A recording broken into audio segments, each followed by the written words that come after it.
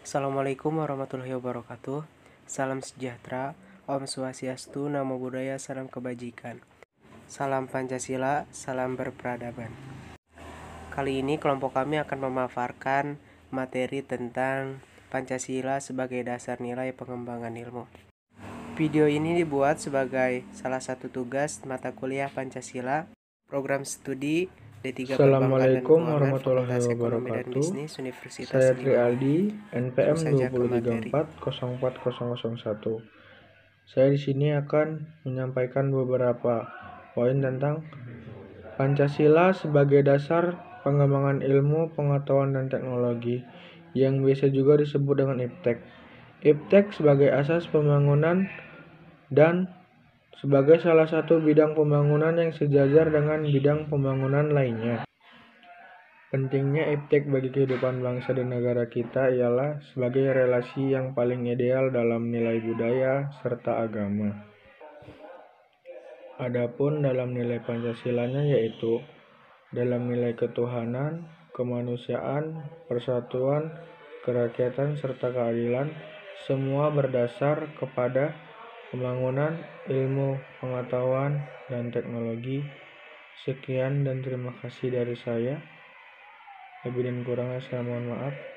Assalamualaikum warahmatullahi wabarakatuh. Perkembangan IPTEK. Ilmu pengetahuan berkembang melangkah secara bertahap menurut dekade waktu dan menciptakan zamannya. Dimulai dari zaman pra-Yunani kuno, zaman Yunani kuno, abad pertengahan, Renaissance, zaman modern, dan masa kontemporer. Zaman ini diuraikan oleh Surajio dalam bukunya yang diterbitkan pada tahun 2004 halaman 127 sampai 129. Yang pertama ada zaman pra-Yunani kuno. Zaman ini menggunakan batu sebagai peralatannya. Zaman ini berkisar antara 4 juta sampai 2000 tahun yang lalu.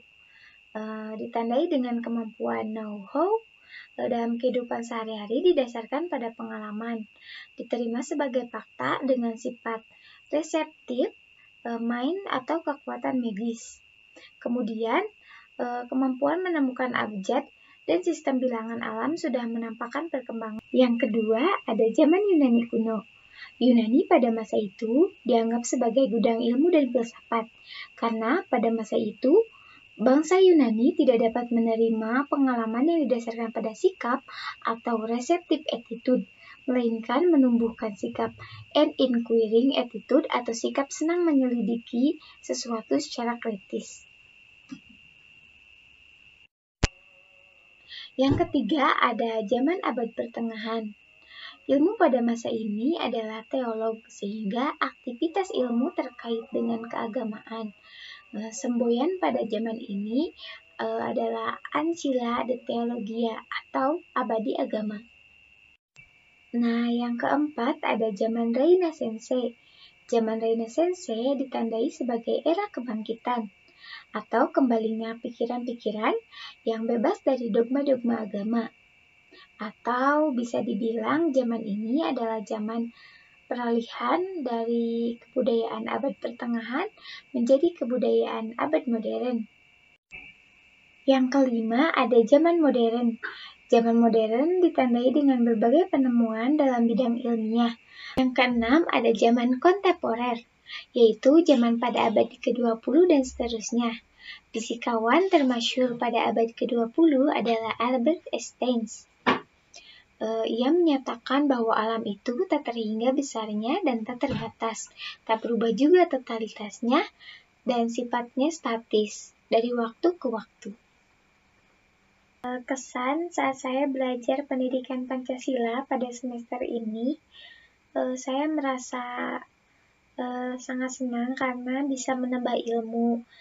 Meskipun kuliah ini dilaksanakan secara daring, tapi materi tetap bisa tersampaikan dengan baik dan saya bisa melihat materi itu di channel YouTube dan yang belum dipahami saya bisa mengikuti Zoom. Selain itu saya juga bisa memahami materi dari buku yang telah diberikan. Semoga kedepannya bisa tetap muka langsung, jadi saya bisa belajar dengan lebih baik. Assalamualaikum warahmatullahi wabarakatuh. Perkenalkan, nama saya Windy Nur Agustin, NPM 203404009, kelas Perbankan D. Kesan saya mengikuti mata kuliah pendidikan Pancasila yaitu sangat menyenangkan meskipun dilakukan secara online. IPTEK merupakan hal yang penting bagi kehidupan bangsa dan negara kita, terutama dalam menjamin kesinambungan pembangunan nasional. Pancasila sebagai ideologi bangsa Indonesia mengakomodir seluruh aktivitas kehidupan bermasyarakat, berbangsa, dan bernegara. Demikian pula dalam aktivitas ilmiah. Oleh karena itu, perumusan Pancasila sebagai paradigma ilmu bagi aktivitas ilmiah di Indonesia merupakan sesuatu yang bersifat niscaya, karena pengembangan ilmu yang terlepas dari ideologi justru dapat mengakibatkan sekularisme. Adapun nilai-nilai Pancasila sebagai pengembangan ilmu pengetahuan dan teknologi yang terkandung dari setiap sila-sila Pancasila diuraikan sebagai berikut. 1. Nilai ketuhanan sebagai dasar pengembangan ilmu. Sila pertama, ketuhanan yang Maha Esa. Sila ini memberikan dasar bahwa IPTEK tidak hanya memikirkan apa yang ditemukan, apa yang dibuktikan, dan apa yang diciptakan, tetapi juga harus dipertimbangkan maksud dan akibatnya. Apakah merugikan manusia dan masyarakat? Sila ini menempatkan manusia di alam semesta, bukan sebagai pusatnya. 2. Nilai kemanusiaan sebagai dasar pengembangan ilmu. Sila kedua, kemanusiaan yang adil dan beradab. Sila ini memberikan dasar-dasar moralis bahwa manusia dalam mengembangkan IPTEK haruslah dengan cara-cara yang beradab. IPTEK bukan untuk kesombongan dan keserakahan manusia, tapi demi untuk meningkatkan harkat dan martabat manusia. 3. Nilai persatuan sebagai dasar pengembangan ilmu. Sila ketiga, Persatuan Indonesia. Sila ini mendasari bahwa IPTEK hendaknya dapat menemukan rasa nasionalisme, rasa kebesaran bangsa, serta rasa keluhuran bangsa sebagai dari umat manusia di dunia. 4. Nilai kerakyatan sebagai dasar pengembangan ilmu. Sila keempat, kerakyatan yang dipimpin oleh hikmah kebijaksanaan dalam permusyawaratan atau perwakilan. Sila ini mendasari bahwa pengembangan IPTEK itu haruslah demokratis.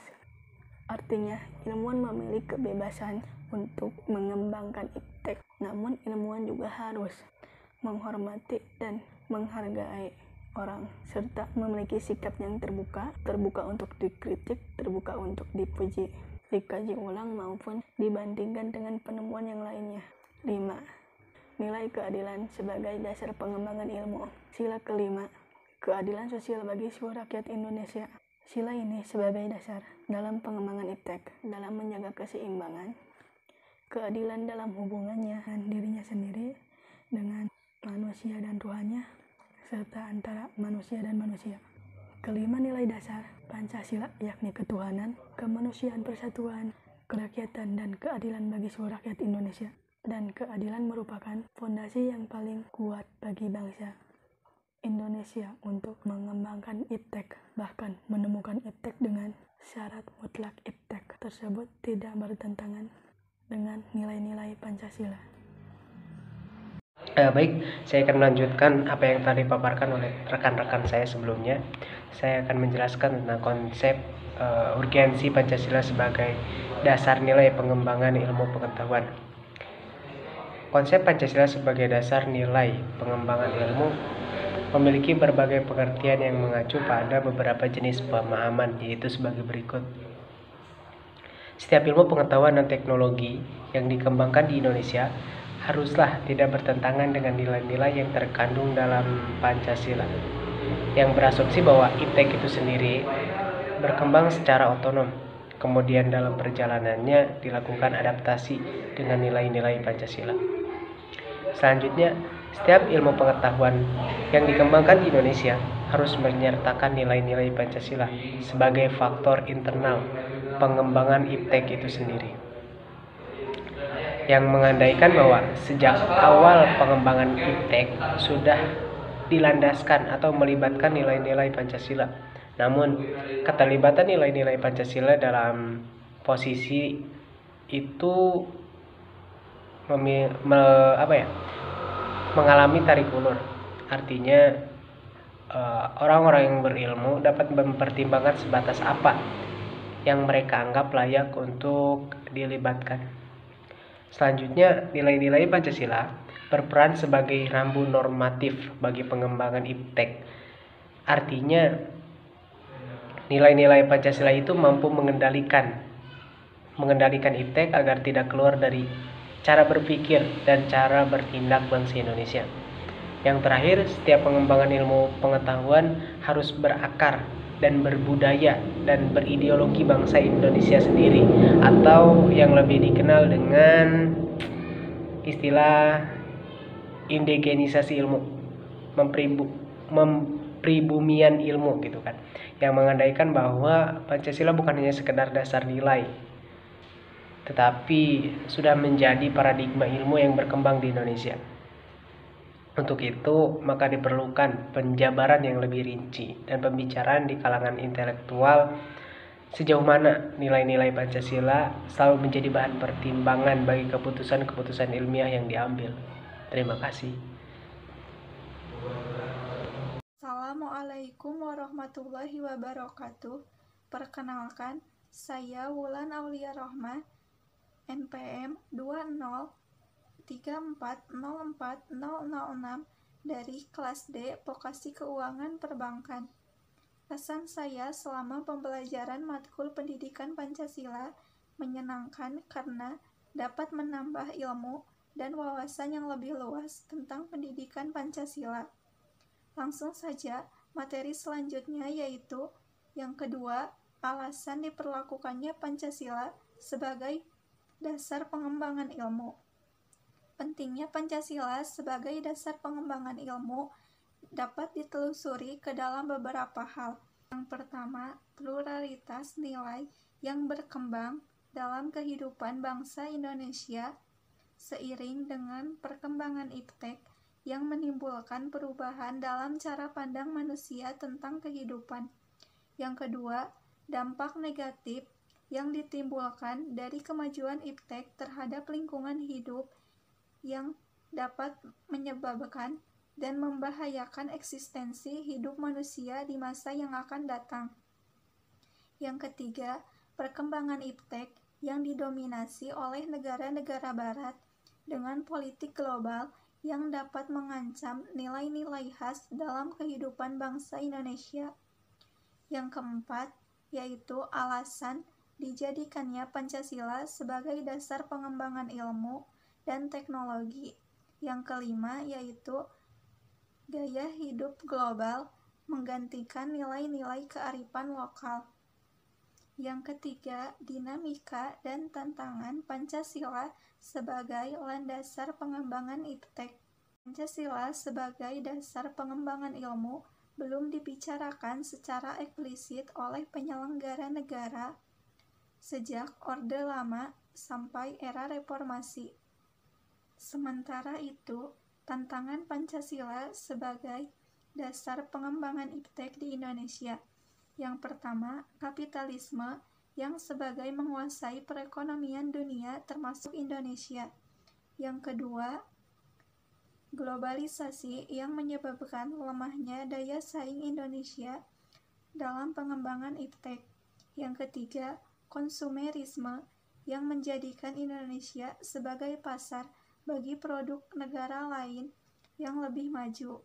Dan yang keempat, pragmatisme yang berorientasi pada 3 ciri yaitu workability atau keberhasilan, reciprocation atau kepuasan, dan result atau hasil. Mungkin hanya itu yang dapat disampaikan. Wassalamualaikum warahmatullahi wabarakatuh.